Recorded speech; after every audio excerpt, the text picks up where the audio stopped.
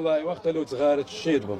بازاركو والله الاخوي بس يعني باشا وخرافه ولا قدر ولا قلب الصاغ جيوي جانكو والله لا يستاذ خرافه خرافه اري والله زورش خرافه ما تسبيلي بليش شكري خيزان داري جنابه لا والله الحمد لله خيزان داري بنيازني بنياز شنيبه لا والله لو لا والله بنيازني لبرتسه وزكا ودا خرافه عكاوي ما خومبي بخي هناك اذا خيزاني تو عارف وكالك لا قلب الصاغ بيار ما خالتي هاوليري يعني اري والله خالتي هاوليري ما خوشنا 100 وليله سلام ادي لا رمضان كوي بروجيش الحمد لله اري والله وقت لو تغارت الشيد بم قلب الصاغ بيار بس ناشكي ما قلب الصاغ وتسلم انا وتسلم اري والله كم ليش صاغ ان شاء الله اما لا بايتخت ميديا لا بروجرامي دزباره وهاتينا كنت سلامت بي ام بروجرام لا بايتخت ميديا بامانج لەگەڕ خرای حاجی دروستورچی پێشکەش دەکرێتن ئەو گەر برادرن و زەرفەم دەنێ ئەوە هاوکاری نییە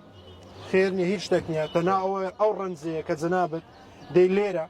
مادیبوونی خود دەکەی نانەچ حەڵاڵ پێیا دەکەی ئەوە تەنها ڕێزگرتنە لەو مادیبوونیت باشە